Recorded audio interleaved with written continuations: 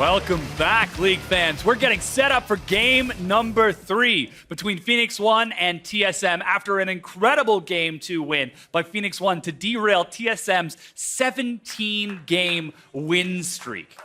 Not too bad, and Inori was massive in that game, and it's got to feel good when your Rengar is so good it starts trending on Twitter, so that's pretty cool.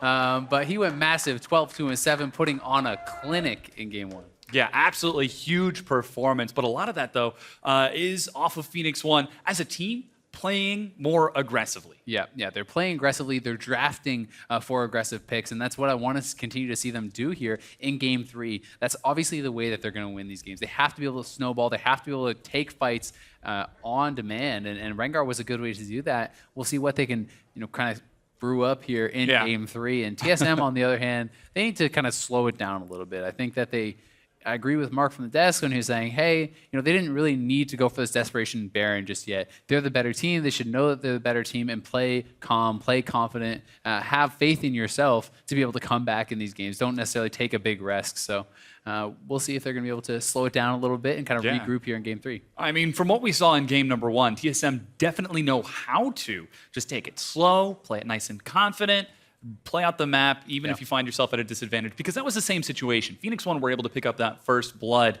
and even had an advantage for the first, I think, about 7 to 8 minutes or so, by about 500 gold. But FLICKR were not able to turn around. In game 2, it was a completely different story. But as you can see, we have entered into picks and bans for game number 3. So intense that the music changes. Yeah, question on everybody's mind, does the Rengar get banned? I'm interested to see if TSM is going to be taking it off the table or if they just don't really care about it that much. So far, Hecarim and Shen, that is business as usual. And it's going to be down to this third ban.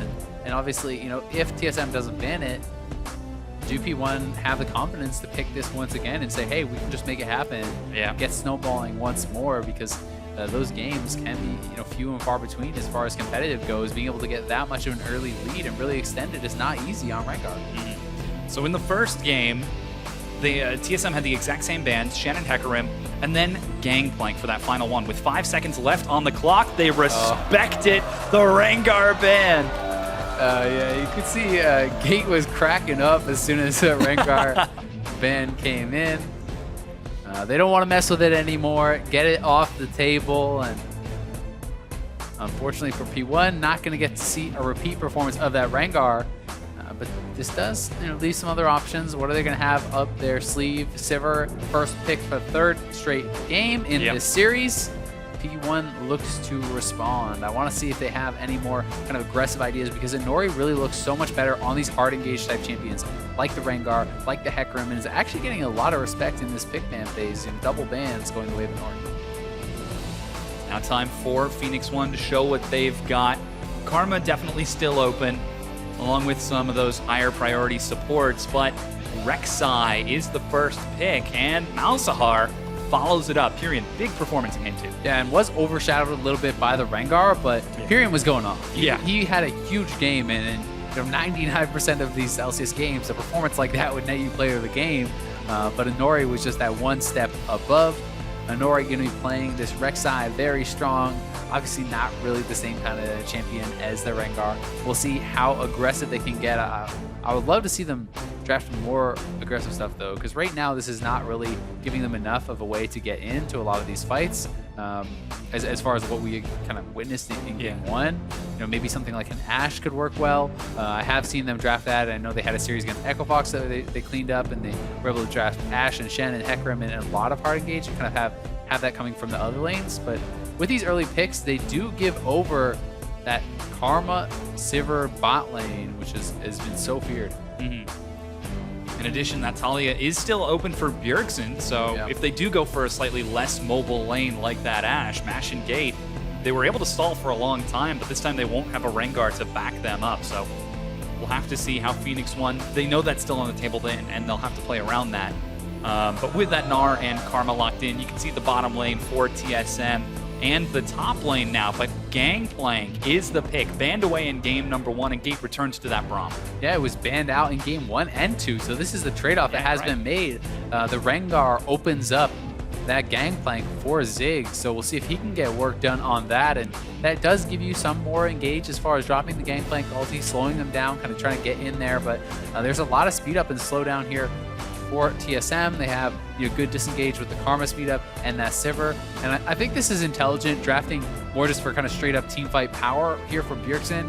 When you play the Taliyah, there's more of an onus on you. You have to be able to get ahead through these kind of side lane roams. As far as the straight up 5v5 fights, it's a lot weaker. That's not going to be the case here from Cass. And ooh, Twitch. Yeah, Twitch going to be locked in for FLICKR. They say, all right, you're going to drop some poison in team fight? Well, we're going to do the exact same thing. Huge damage for FLICKR if they're able to pull it off. But TSM looking to retain that unblemished victory set, 14-0 right now. Yeah. If their first defeat were to come at the hands of FLICKR, that would be absolutely unheard of. It'd be one of the biggest upsets in a long time. Yeah. And Mash, she has the ability to go off on this Twitch. It's such an insane late game champion, but he has to get there, and it's going to be tough with a lot of ways kind of knock him in. This is not a champion that has a dash. It's kind of low mobility as far as that goes, and with Gnar diving in, the Gragas diving in, able to ult you into the team, it's going to be very, very dangerous. So he's going to have to position extremely well, and he's also going to have to survive laning phase against Doublelift and Biofrost playing that Karma Sivir. Yeah. Definitely have their work cut out for them. FLICKR bringing us to a game 3. Now there's one last chance for you at home and here in the studio to join the conversation on Twitter. Vote for the team you think will take this series. Hashtag TSM win or hashtag P1 win as we load onto the Rift. It's the Order of the Phoenix here trying to spoil Team Solo Mid. The P1 chants are ramping up They from are. game 1. You can see a lot of support from them in the crowd right now. A lot of people would love to see this kind of underdog story come true here. Zig, a lot of focus is going to be on him this game. How well can this guy perform in this situation where he's going to be up against Haunter, one of the premier top laners in the entire league. He finally gets this champion that he's been banned out on, and now it's his turn to really try to get something done. And they will have exceptional late game scaling with this Gangplank, with the Twitch, with that Malzahar. So TSM has to be wary of that. Not that TSM's late game is weak by any means with Sivir and Cassiopeia and stuff. Well, yeah, we've seen other teams stall games out for very long times. Like Echo Fox are very fond of that strategy as well. Yeah. I'm just taking it to the 56-minute mark, win one team fight, win the game. Yep, it's got to go 56, not 54, Nope. not 57, you know, right in there. So Right in between. Yep. The holy hand grenade of game enders. And P1 kind of just converging here in the mid lane. They're looking to avoid this 2v2. I'm willing to bet, and they're trying to see if they can actually get eyes on Doublelift and Biofrost. And right now, Doublelift and Biofrost, assuming that they're doing the lane swap, will P1 kind of call the double bluff and head bot side. Right now, they're still hanging out. They're trying to wait and spot them out. And you can tell by how long they're delaying, this is how badly they want to avoid this matchup. They really have no interest in going into this. Okay, he's actually going for a cheese gank, level 1. He's stealthing in there, trying to help win the mid lane. This is a very old strategy. Bjergsen's just going to eat a little bit of damage. First bit of trade. That does mean, though, that does mean that Doublelift and Biofrost will be able to start off with that Gromp as they head towards that top side. Spotted out by Gate on the invade.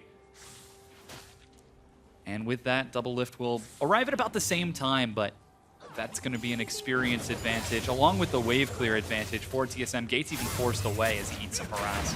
Yeah, and it's Ooh, a couple spell CS, shield. and actually a lot of damage traded there onto Gate. So it's going to be a tough early lane, I think, for these guys. They're going to have to play it very well and try to not get poked out under the turrets here, which can be extremely tough. Yeah, Zig is going to have some trouble in this bottom lane as well. At least early on, that Mini-Gnar is so tough to lane against. Yeah. He's just going to let him push it in, basically. Cannot actually fight it out too early. He doesn't have to be super worried about getting all in or anything. He just can't give up too much health. He needs to stay safe and farm it out under the turret. A Gate with actually a pretty smart little mind game there.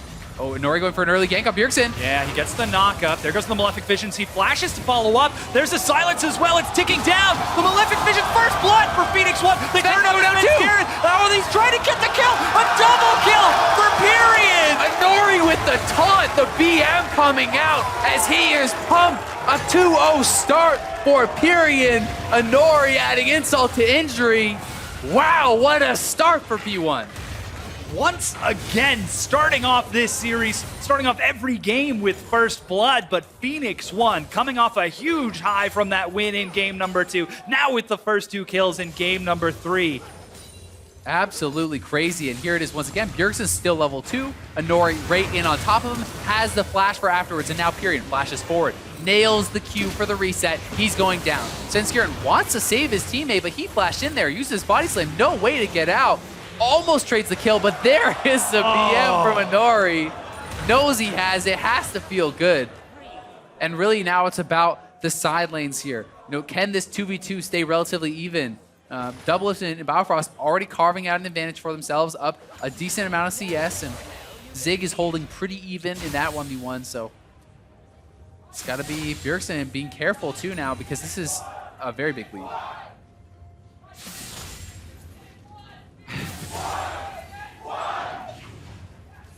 The Phoenix 1 chants are rising along with the team, trying to upset the best team in the North American LCS at the moment.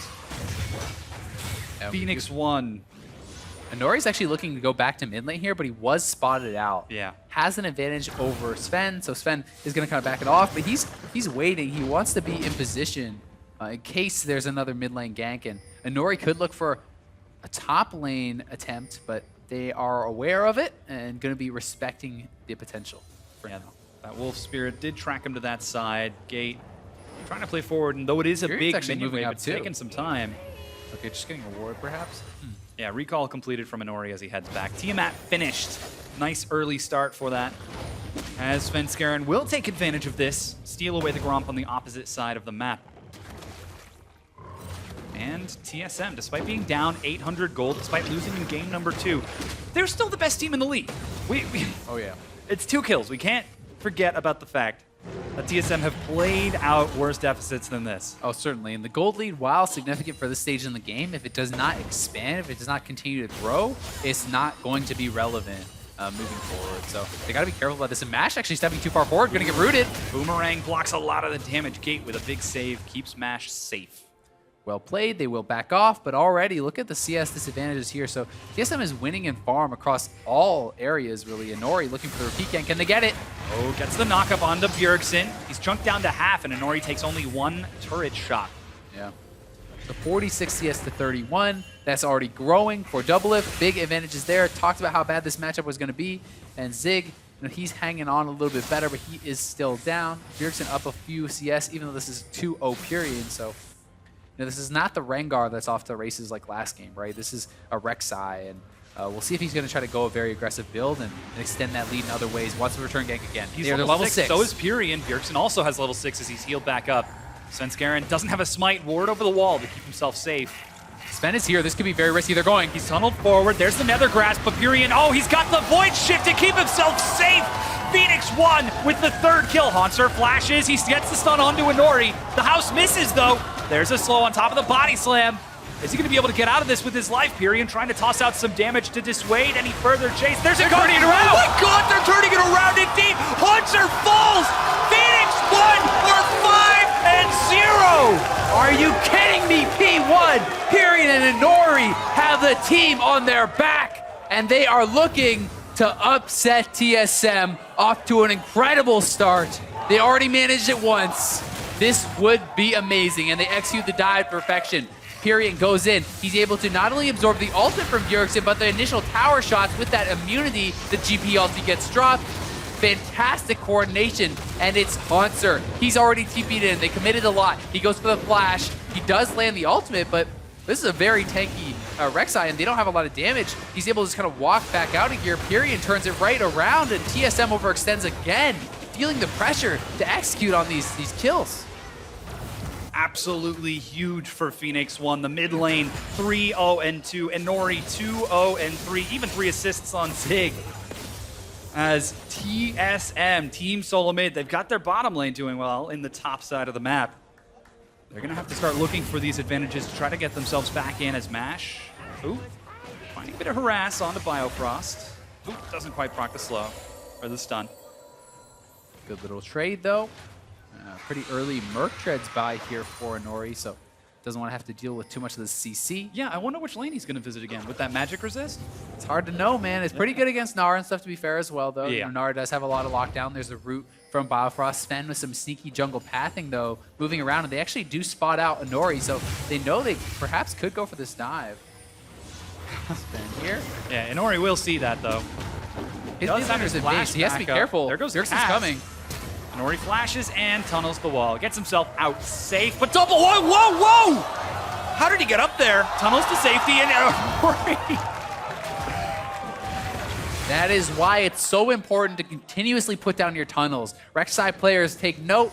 The one he dropped earlier for farming comes back to save his life, and you can look around the map, see he has one by Dragon. He has them around in good places, but P1, gotta be careful here. They're still at a significant disadvantage in this 2v2. You know, this is a BF sword on double lift to just Zerker Greaves and a longsword, and Inori getting spotted out there looking. Oh, they're trying to fight. There's the Gangplank ultimate. Biofrost eats the spray and pray. Poison is ticking, but there's FLICKR and Bjergsen. MASH falls. Gate will drop as well. The poison, no, he jumps to safety, and they turn it on to FLICKR and Inori with the knockup. He will burn in the nether zone.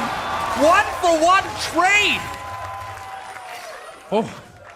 And MASH and Gate try to make the aggressive play. Doesn't work out, but their teammates able to come in, bail them out, and are able to make it a pretty good trade. And so many summoners blown on both sides. Kind of got to take stock of the game, but it's an over 2,000 gold lead. Morel and Nomicon already done here for Furion ridiculously early. Yeah. GP farming well. Zig is just contributing, with these ultimates and just farming it up in the side lanes. And here it is once again.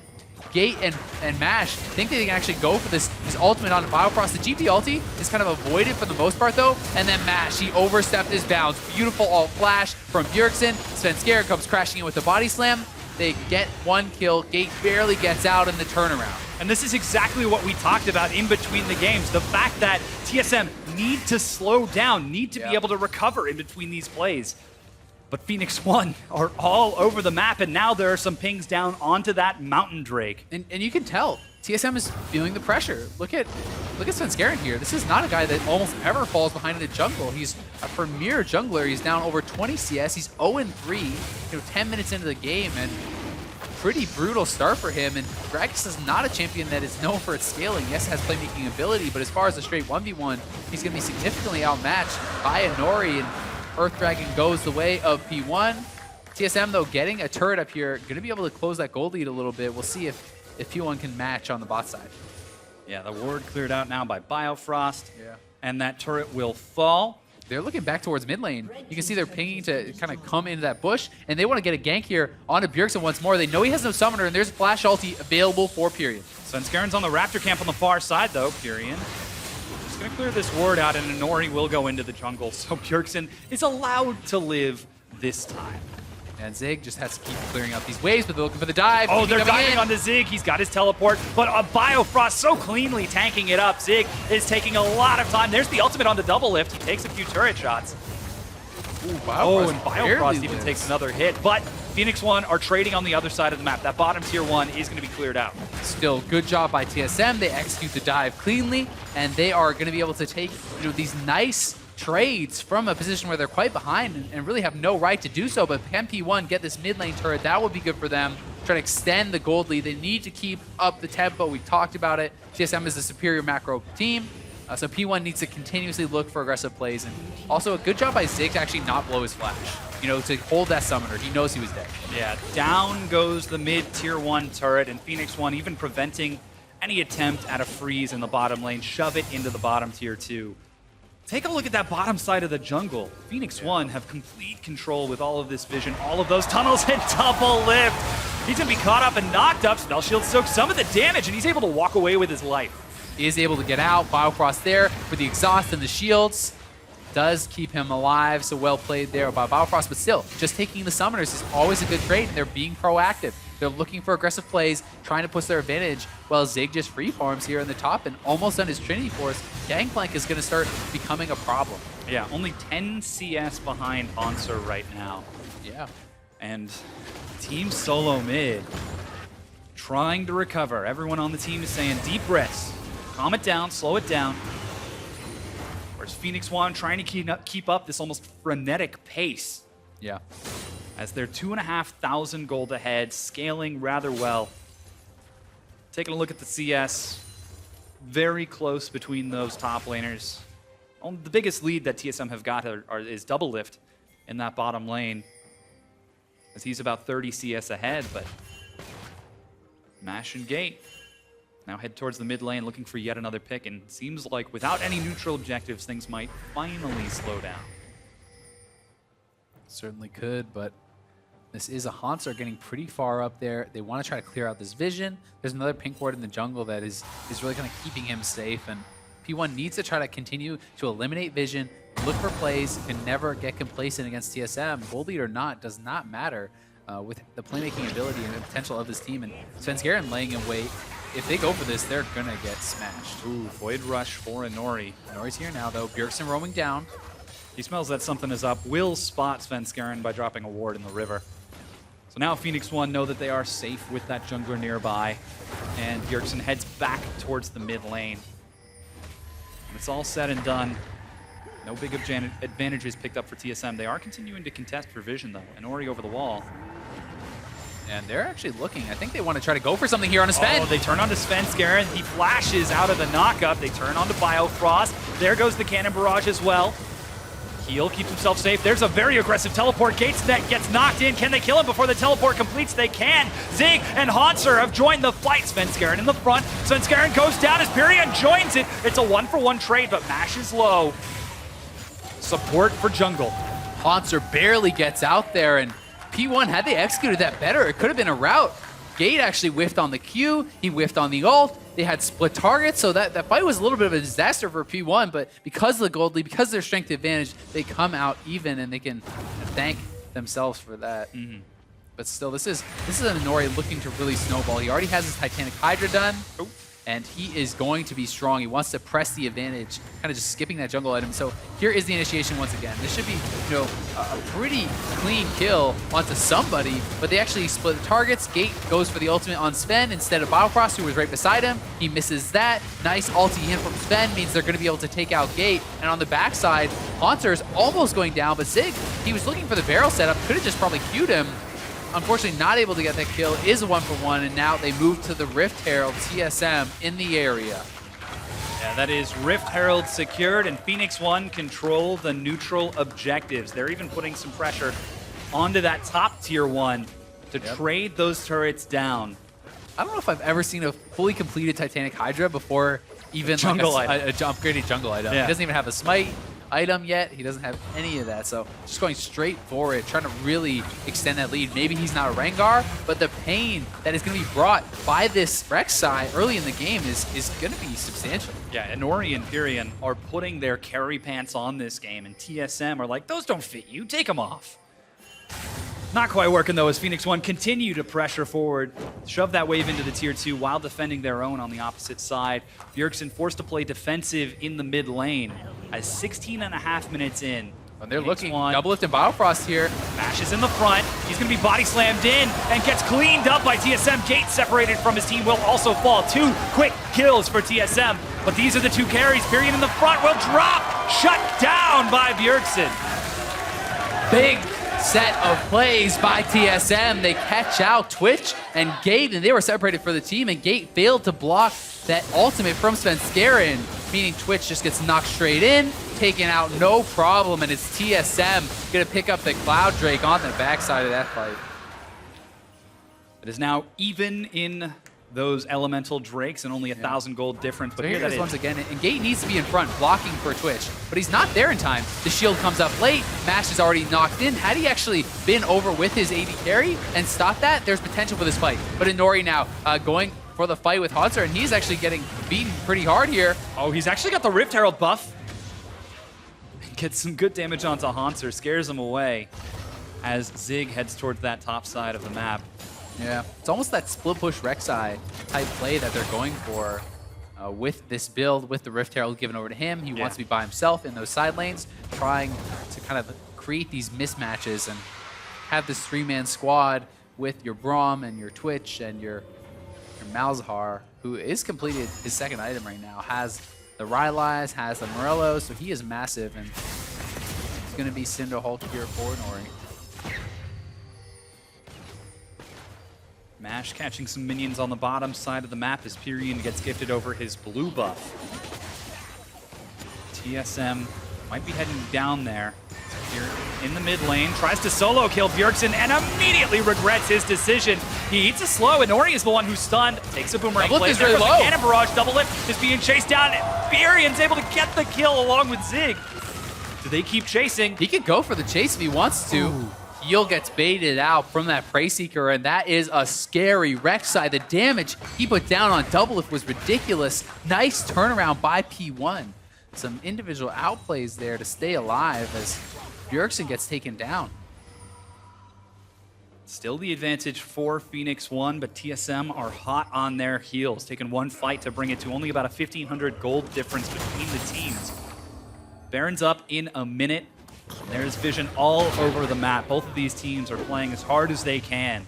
TSM trying to retain that unblemished record, trying to make it 15-0, and Phoenix 1 playing spoiler in the most unexpected way possible. And let's be honest, this game is very close. P1 has been winning, but it's not even a 2,000 gold lead. Yeah. We have Cassiopeia, we have Sivir, we have fantastic late game here from TSM as well, but let's watch this play once more. Bjergsen taking a lot of early damage, Pyrian able to turn around for that, and look at the trade back here onto double. It gets chunked so hard, Bjergsen knows he can't get out, has the slow from the GP ult, he tries to make that turnaround play, but does get taken down, and there is that Prey Seeker.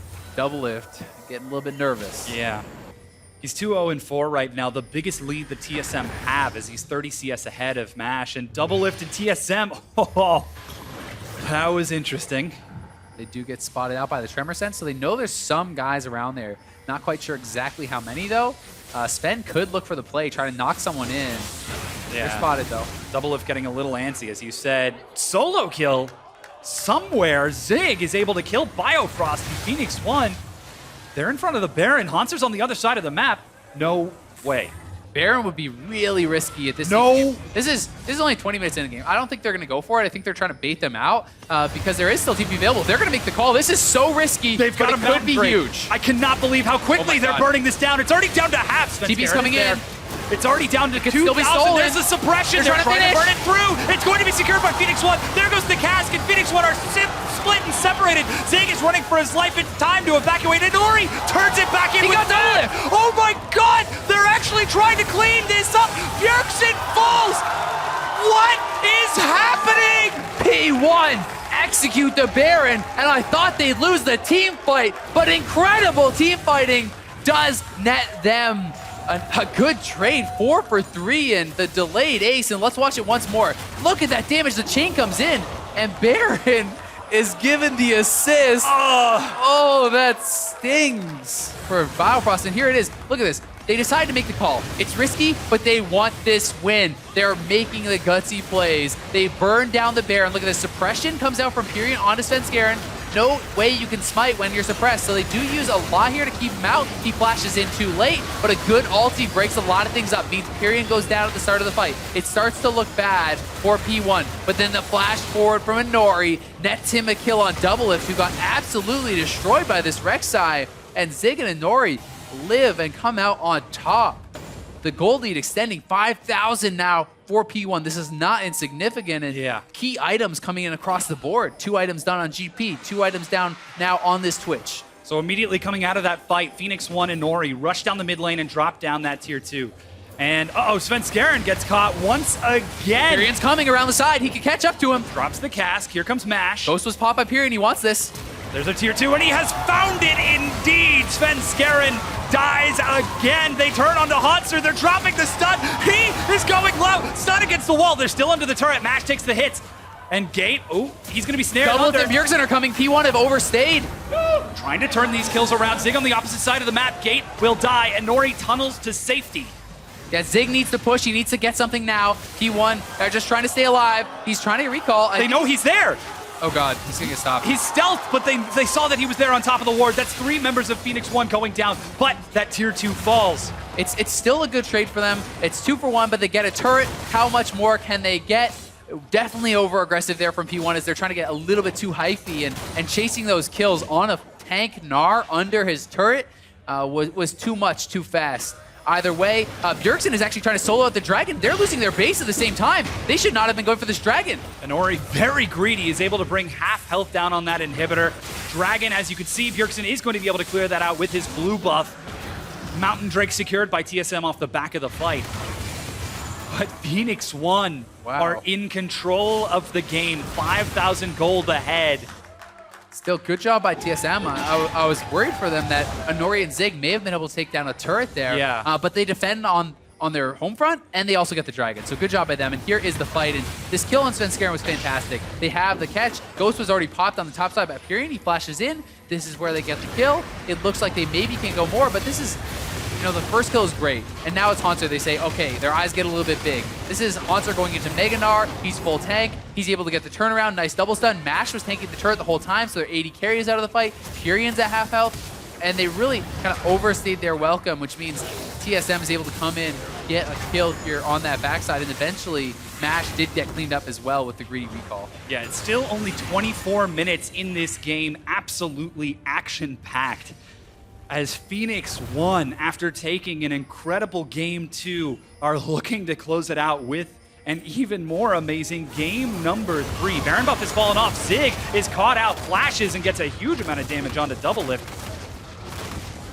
Svenskeren is completing his recall as the rest of Phoenix 1 are shoving on the opposite side of the map. Are Phoenix 1 out macroing TSM right now? Yeah, TSM is feeling the pressure to actually go for some of these plays, and the base is stopped there by both of those guys, and they're going to get a turret here on the bot side. That one's going down for sure. Now they just need to back off. Zig even staying alive, gets the summoner trade top lane. Exhaust for flash. Good job by him. The bottom tier 2 falls 6 turrets to 2. Yeah, Phoenix 1 are leading this game. A lot of pressure here on TSM. Doublelift and Bjergsen especially, these are the guys that have to carry the fights. They have a lot of gold for their team, 4 kills on Bjergsen, 3 kills on Doublelift, and you can see the gold distribution is where they want it to be. 2 carries for TSM have the most gold, and they have the champions that can really take over these fights. So they're going to have to play it so well and make sure that they're able to really get the most out of their kids. Mm-hmm. Meanwhile, the rest of the gold for Phoenix 1 is on Anori and Zig. Yeah. And that is a big gangplank right now. 3 items. Yeah, he's getting very frightening and going for a bit more of this kind of combat type build, a little bit tankier with that Sterix, and the armor pen build for Gangplank is really popular now. Wouldn't be surprised to see him build into the Maw, get some MR, but with the Sterix, he may not want to do that, so actually probably going to go for something else because they don't stack. Yeah, TSM looking to collapse onto Mash. All right, he's able to walk away towards that turret. He's also got a Rune Ant, so this is a very fast push for TSM. Phoenix 1 can't respond in time. The tier 2 goes down. And as 5, TSM are able to make the movement to catch up with that tier 2. There goes the Void Rush. But it's Zig. He's pushing by himself on the other side, and we'll see how much he can get done if he can actually at least get this to the turret. That is something for them. They have these waves pushing, and you can see that Haunter doesn't really want to deal with this Gangplank anymore, who has been farming in the sideways for so long. He's been gifted that advantage by his teammates who have done so much work, and he is now 2 levels up on Haunter, a rare sight to see in the LCS. Now the Baron is up in 1 minute. Phoenix 1 and TSM are well aware of that fact, and as such are grouping up, starting to get these wards, looking for these picks. And right now, Phoenix 1 have the advantage. TSM are sitting back. They cannot afford to be caught by Pyrian, or even anyone from Phoenix 1, as these waves are pushed up by that top laner. Mash is going for a greedy recall. It's 40 seconds before that Baron comes up. He has time to get back as long as he does go straight out there. And a lot of pressure also on Gate in these fights. He must block the initiations from Svenskeren, cannot allow him to ult in their carries. And that is key. You have to keep this Twitch safe. Yeah, some good zone control from TSM allows them to push that wave up, but Phoenix 1 are waiting. Yeah, they're looking to pull the trigger here, and Mash is back. They're going to go for it. There he goes forward. Mash has been able to group up the slow. There's a teleport. And the miasma separates. Cannon Barrage was used. Baron has respawned, however. Double lift in the front. There goes the knockout. TSM are in the choke point, but Hauntzer's coming out from behind. Bergson is low. Biofrost has fallen. Double lift trying to kite away as FLICKR is running for his life as well, and Nori will not be stopped, but Hauntzer's about to get mega. He gets the slam, turns onto Gate, but 3 members of TSM are dead! And TSM tried to make the collapse, but Haunter was not even in Mega. I don't know what they were doing there. P1 comes up huge and smashes that fight. It's gonna mean the Baron and perhaps an insurmountable lead for them. They're trying to burn it down, and they succeed. FLICKR clean up the second Baron of this game. There are no tier 2 turrets remaining, only inhibitor turrets. FLICKR are doing the unbelievable. And now watch this fight. So TSM, okay, the GP ulti was burned, but they funnel right into this, and look at them all taking his AoE damage. Yes, it's Nara on the backside, but he's not doing anything, and Nori is just crushing through these guys. Zig is untouched. The Twitch in the backline is totally free-firing, and Haunter gets Mega after the rest of his team is already dead. That was a very uncoordinated and uncharacteristic collapse from TSM. Yeah. The pressure really must be absolutely something. 14-0 over the course of these games. They just had their 17-game win streak upset by FLICKR. And IE completed on Twitch now. He is going to be a monster. We have a lot of big items. It's Leandry's done in the mid lane. Mortal Reminder in the top lane. Everyone is completing these big ticket items for P1 as things look scarier and scarier here for TSM. Infernal Drake is coming up. Do TSM want to look for this team fight? Remember, in the game earlier today, things were looking brutal for CLG, but one team fight can still net you that win. Yeah, there goes the miasma. TSM are trying to fight this, rushing forward. That's going to be Infernal Drake secured. Haunter is suppressed. Nori over the wall. Mash free firing, drops Haunter as Nori goes forward. That's 2 members dead. Huge stun from Bjergsen. He's trying to outplay it, but Mash is a monster! He has the reset. He can stealth again. He's going to go for more. This could be the game. Double lift goes down. A triple kill for Mash. I cannot believe what is going on. FLICKR are beating TSM. Teleport onto the inhibitor. I think they could end it. The death timers are so long, it's 30 seconds on almost everyone for TSM, and P1 are pushing into the base. The inhibitor turret goes down. It's down to the inhibitor. 30 seconds for double lift, 20 for Bjergsen. They've got Baron. They've got the minion wave. It's up to Biofrost. He's flashing to buy time. FLICKR are pushing onto the Nexus. There's 8 seconds on FLICKR, and they need to hold on. They're very low. Can they finish it? It looks like they can. Biofrost is stalling out. The Nexus turret goes down. The Nexus is falling. FLICKR have done it. They have defeated TSM 14-1. Can you believe it? The miracle upset from FLICKR as they play spoilers to TSM's previously undefeated season. I cannot believe from not a single win in the first half of the split, not one match victory. They rise from the bottom to clean out the top, taking the first victory over Team Solo Mid. And then Nori, you cannot talk enough about this guy. 6-0-10 on the Rex side. Ridiculous hard carry performance from FLICKR's jungler. He made FLICKR look silly in these 2 games. Yeah, FLICKR, even some hugs going out from FLICKR. Huge smiles all around after that amazingly well-deserved victory. Whew. That was something, and oh my God, TSM. It's hard to believe. Everyone kind of thought that the undefeated season was all wrapped up. Yeah. It was pretty much, okay, well, maybe Immortals, maybe someone like that, because they have just looked untouchable. They've got Energy, Envy, and Immortals next, and FLICKR was the least anticipated of teams to be able to take even a single game. Yeah, and you talk about a confidence boost for P1. How good does that feel? And we spoke about how hard their schedule is going forward, but if you can take down TSM, you can take down anyone, and yeah, they are going to be looking sharp moving towards the end of this split. Huge smiles all around for this. And suddenly this changes everything. So, of course, TSM are still guaranteed first two in the playoff seeding. However, Immortals are 2 wins away as they are currently tied up. Fans are going crazy over this. Yeah, Immortals could take the first seed conceivably. Yeah. Which is very crazy, and that rematch is going to be explosive. I know is next Friday. TSM and Immortals going to be matching up, and that really could decide who now finishes in first. Yeah, this is an amazing day for League of Legends. I cannot believe what just happened. The North American LCS just got turned on its head. Phoenix won. And of course, we're talking about Inori. All of Phoenix 1 stepped up over the course of that game. MASH in that last team fight was huge. Gate keeping him alive time and time again. Pyrion all over the map with that Malzahar. They were incredible, and you could see why Zig is getting banned out on this Gangplank too. He was very effective, played extremely well, but really it comes down to Inori, it comes down to Pyrion. These guys were hard carrying these last 2 games. The jungle and mid lane combo from the very start of this game were explosive. They got pick after pick after pick. They were able to extend the advantages, not be complacent, and it's hard to believe where we have arrived from that game 1. I know. A 25-minute win for TSM where it looked completely hopeless for P1, and then the Rengar comes out. They go 12-2, and then to finish it off, he's 6-0-10 on Rek'Sai. It's ridiculous. Yeah, the fully completed Titanic Hydra first build on Rek'Sai. Yeah. Kids, don't try that at home. That was, or do. Or exactly, or do. I mean, completely changing things up. But now for the inside perspective on that Phoenix 1 victory, we're going to head stage side where Freak will give us an interview with P1's jungler. Thank you very much, Dom. Great cast today. I am here with the man who single-handedly took down TSM. Inori, how's it feel? I just actually feel so good right now. It's hard to describe this feeling, but it's just so good to beat an undefeated team.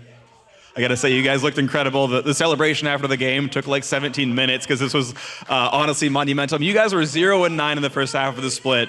You had to win this match to even have a chance of making playoffs. You lose game 1, doesn't look pretty. What made you say Rengar? I think in game 1, we kind of got like a good advantage early, but then we just got choked out because their macro play was so good.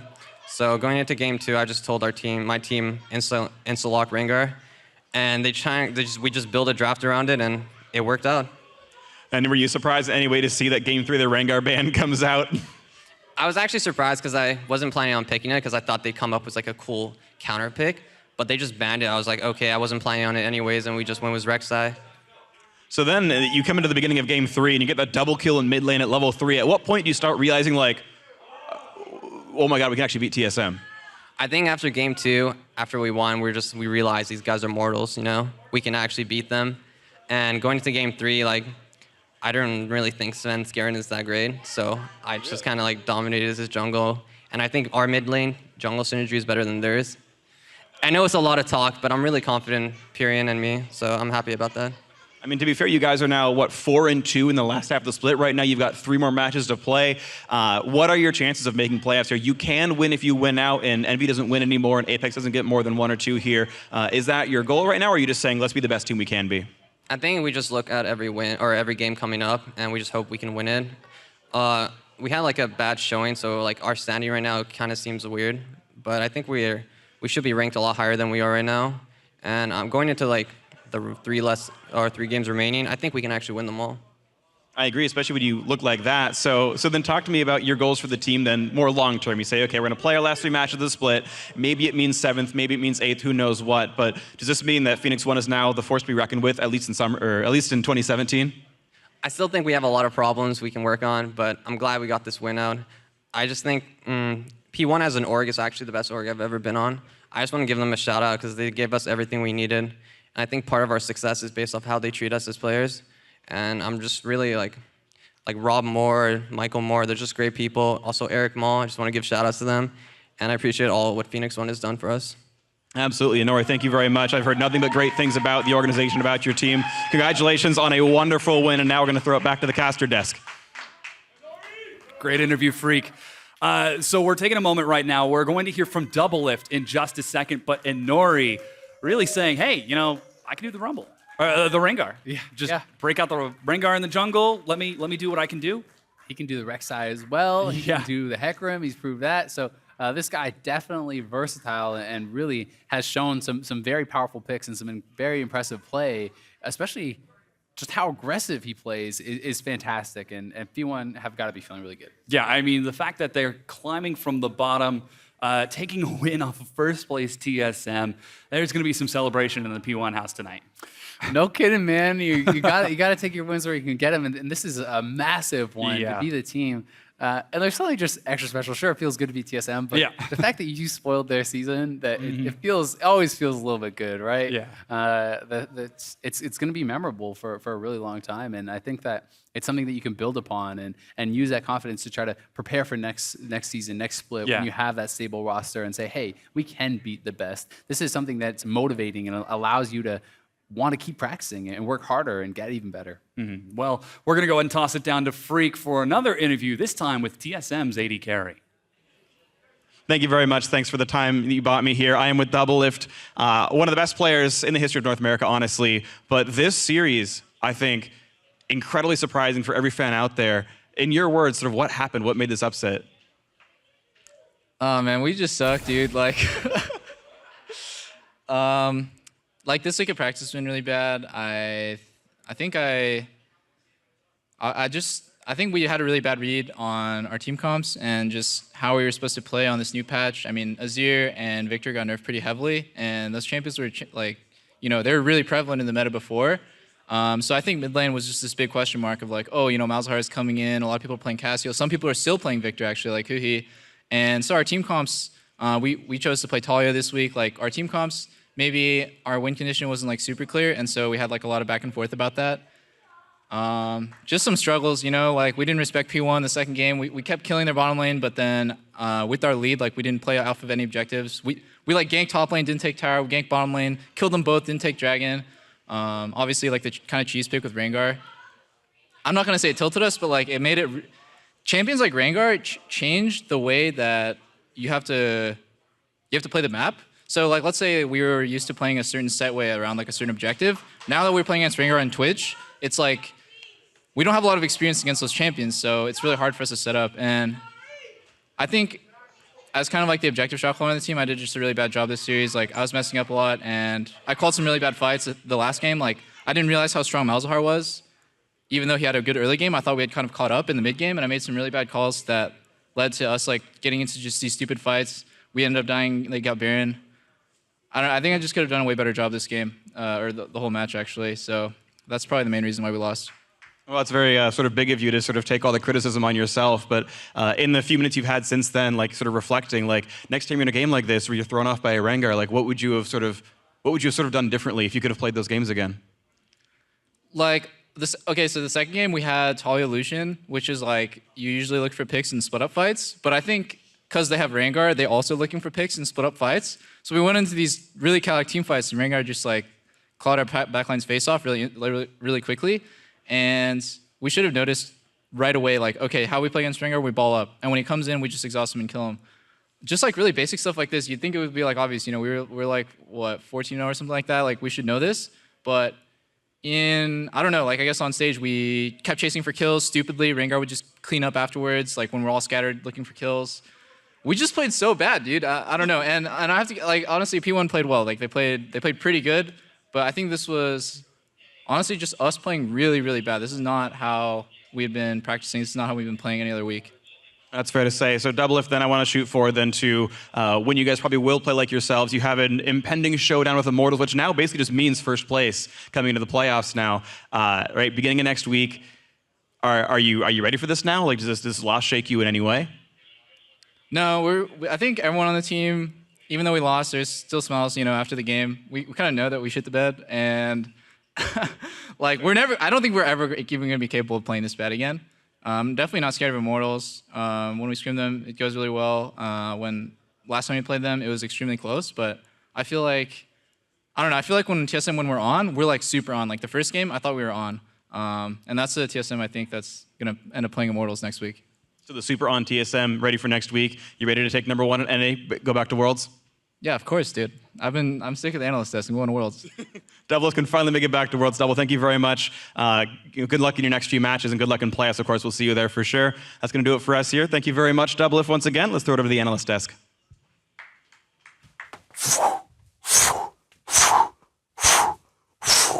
Not only has the Phoenix risen from the ashes, the Phoenix is now flying. Dyrus, I see you're taking this loss a little harder than some. For those of you who are unaware, Dyrus did tweet before Game 3, if TSM loses this game, I will shave my head. That is why he is sitting here stoically unimpressed, at least to some degree. However, we need to talk about this statement game, this statement series from Phoenix One. You're having a lot of fun with this. Just the shot of Dyrus is just tragic. No, but we do. Like, here's the thing. This was an incredible run back from Phoenix One. Right. Both Game 2, which we already had the opportunity to talk about, but also Game 3.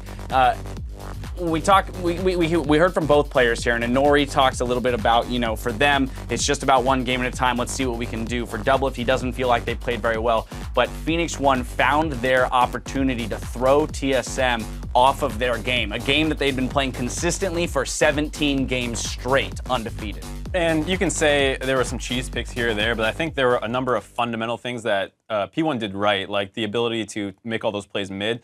Those are meta champions and meta matchups, and they're just exploiting the fact that they got ahead. They're able to dive the Cassio and the Malzahar passive usage and not getting ulted back. Like, there's a number of things that they're doing correctly to snowball this advantage. You can say we're not used to the Twitch, we're not used to the Rengar, but at some point it's beyond that, and it's just about the fact that P1 played super well. I think one of the key things was the Malzahar pick on top of the ganks from Inori. They were really well timed, and Malzahar is kind of hard to counterplay unless you have QSS. Very much so. That ultimate is a very easy go button in terms of initiation, but I do want to run through a couple replays of that early action from the game. Just 3 minutes into the game, we have a 2-for-0 in favor of Phoenix One in the mid lane off of one of those Inori ganks that you just talked about. Right, so he comes over the wall and he's able to get on top of Bjergsen. They're dropping the damage on to chase down. It's a last-second flash. You see this last auto come in right there, dings him, and then It actually switches the E over to Sven. Too. Right, so the fact that he dies sets up Sven to die as well, where potentially if Bjerg gets out, Sven kills one back, and so just that first kill really changes into the second. It's a very well played where they really got the last ticks of damage in that they needed. Yeah, and then they utilize this lead correctly. We're going to fast forward at just 6:50 into the game, return gank to the mid lane. This time we're bringing one more person with us. It's going to be a 3-for-0 total in favor of Phoenix One. Right. This is kind of what I was talking about earlier. It's kind of hard to counterplay Malzahar without the QSS, and since they snowballed early, they were able to do that dive on middle, and just it looks like they got out. Yeah, with just the aid of the GP ult, the two of them essentially are able to take a 2v3. And you see that turn potential that Malzahar has, where like once one drops, it shifts right over, and that swarm of Voidlings keeps growing, and you get the first kill, and the second guy's like, oh, where'd my buddy go? Right. And so this was a 5-kill advantage for Phoenix One super early into the game. Now, of course, we did see it slow down a little bit, a couple traded kills here and there. About a 2K gold advantage is what it rested at for a significant portion of the game. But TSM not necessarily able to, like we're typically used to seeing them do, find a new way to get an advantage. We're so used to them when they are at a disadvantage, when they're lacking in tempo or behind the pace, they create a play in order to get back into it. They weren't able to find that really here. One of the big reasons why it was like that is because it felt like the team comps was made in a way where TSM couldn't make any really big plays. For example, Malzahar's passive, once you break the shield, 1 second after, there's a 90% reduction. And Malzahar is just really hard to abuse, even though he's immobile, because he gets that shield back really fast. Later on in the levels, like Malzahar passive comes up every, I think, 6 seconds or something. I don't know, something ridiculous like that. And since Inori was playing extremely solid, he never let go of his lead, never gave any sprees away. Zig would just farm. They got Twitch scaling, and they just used the middle of the map to control. Yeah, and just like GP is the same way, where it's a little hard to pin him down. He has the He's got the orange. He's got the oranges to get out. And more importantly, he has his global ultimate. So it's a little bit of like this handicap you're giving yourself, where a team who might manipulate waves better and set up dives, you now have a tool to go against that and really just ult the wave, and I'll back off and be safe, and then we have tempo advantage somewhere else on the map. Well, and at the same time, you're very happy to scale on the side of Phoenix that One, too. right? You've got a GP as long as the Malzahar, and then the Twitch, as we know, is a team-fighting monster when it comes to later in the game. I do want to take a look at our Baron replay, 21 minutes of the game, but 4 for 3 for Phoenix One, so from a kill standpoint, not super lopsided, but they will secure this Baron and also win the fight following. Yeah, it was a well-played Baron by P1 where they get the suppression off. And you were talking about the Twitch. Watch him here. He gets mostly untouched this fight, and he's just ulting through multiple members there. He's going to get double F really low before finishing him off with the help of Inori. And Zig is another threat where they're able to kill him. So even though it was the Malzahar who snowballs, you have two other hyper-scaling characters in the other side lanes. So it becomes this very threatening comp where no matter who you focus, someone else is going to pick up the slack. Yeah, P1 played it really well for the 5 versus 4, but what made it possible was the triple chain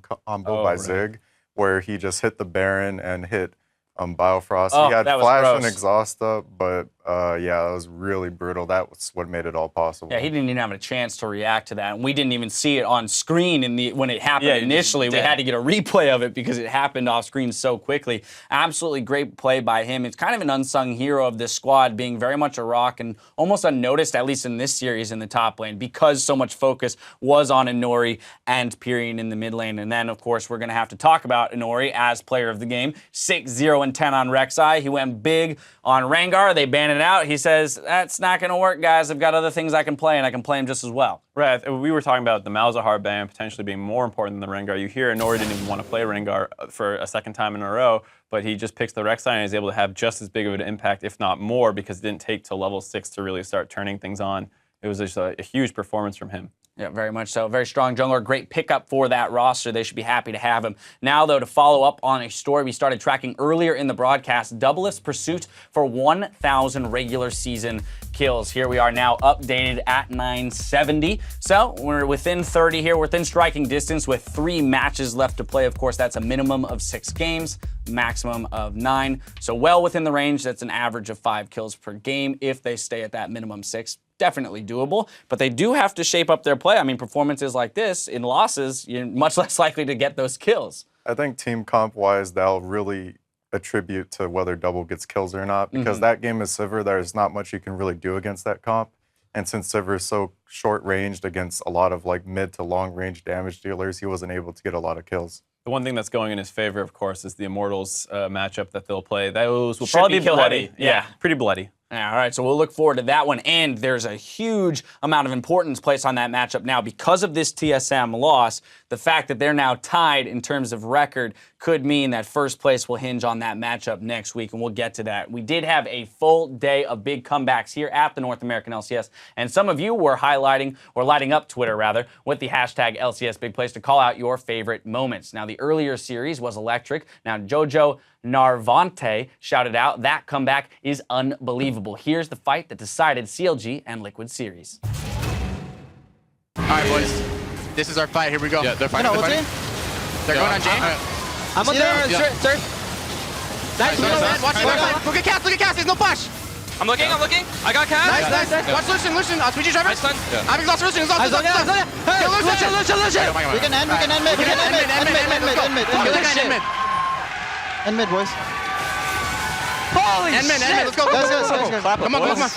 Would you believe it? They were losing the whole time, and Counter Logic Gaming takes down Liquid in the match of the week.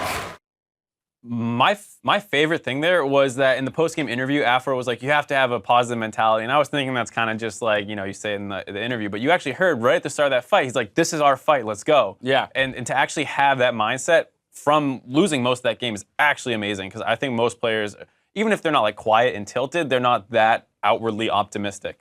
Yeah, it really goes to show that Afro's just a huge veteran and is mentally strong. I can only imagine, too, yeah. Especially hearing it from your veteran and your shot caller, right? I'm sitting here as the AD, maybe worried about how this fight will go. When I hear my shot caller has confidence, I'll enter the same fight with confidence. It pays off for him in that when they do pick up the series. Now, we heard a roar from the crowd when Inori went huge in Game 2 against TSM. Adam Hone tweeted out, can a whole game be an LCS big play? That was amazing. Let's check out Inori's big moment. Rushing down right now. The last next turn. Teleport being used. It's too late. It's gonna go down before the TP comes in. Cancelled. Nash gets the kill. Inori's on the Nexus. I cannot believe it. This could be it. FLICKR. They're able to spoil TSM off the back of Inori. Another kill. I can just end. There's Tyrio. 1, 2, 3, 4 here. You should pick now. I know. Hey, stop. Kill. Nice. Woo! Let's fucking go! Kill that base! Kill it! Oh shit, he can't end. Can you end? Oh my god. Lifesteal. Where we go? Nice! I love that moment from Gate. Like, he's clapping, it's already over, and then he makes the realization, like, oh, some of them got back. They might actually be able to defend this. Right. Hands back on the keyboard. Right.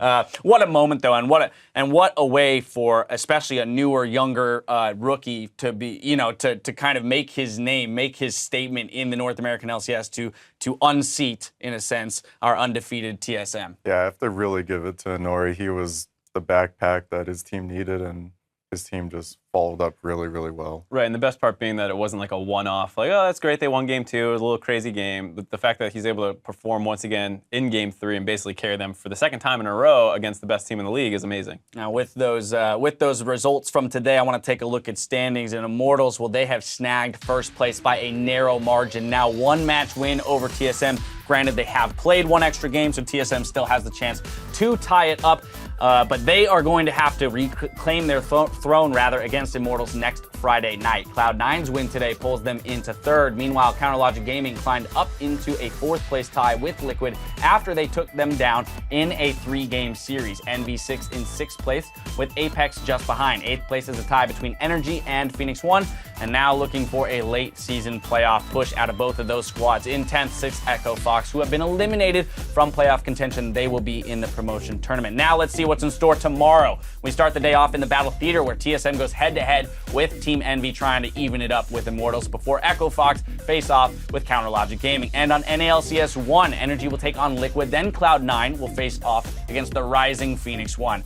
Hope you're ready for that one. Jensen he tweeted out, we face off against the powerhouse P1 tomorrow. And I gotta be honest, if I see that performance out of Phoenix1 and I'm Cloud9, what was maybe a very confident matchup for me coming into the weekend, I'm now a little bit tentative about. I'm gonna be approaching this matchup with caution. I think that C9 will have more preparation because they saw a game against TSM. That'll kill any complacency that C9 has. They'll maybe look at Rengar, Malzahar, and even Shen and Hecarim still from before. Definitely benefiting from being the second team to play Phoenix1 this weekend. For sure, but at the same time, like Dyra said, there are a number of strategies we've seen P1 be successful on, especially when they have some kind of tools, some globals, or some easy engage, and then you look at Hecarim, Shen, GP, Malzahar, potentially a Twitch as well, and it starts being this thing where you actually are not just banning out one cheese strat you saw once, you're banning out a number of things. Yeah, well, what a crazy way to end the day here at the North American LCS, and just makes me all that much more excited for the remaining games we have in this regular season. Though now it is time for myself, Mark Dyrus, the casters, and the entire live crew to bid you a good night, and thank you for watching. We'll see you tomorrow.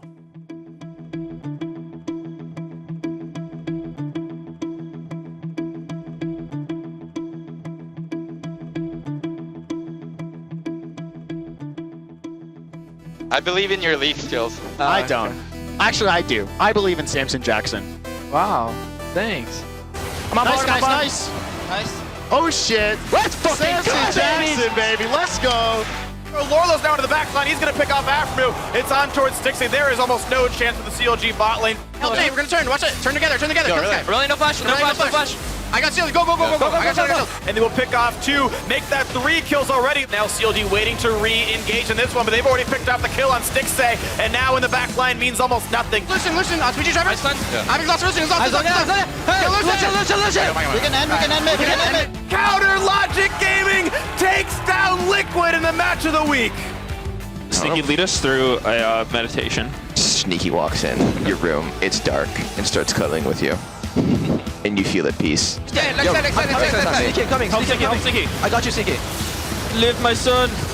Yeah. Lulu's dead. Portal. Shit. No, wait a minute. They're dead. He might have died. Good.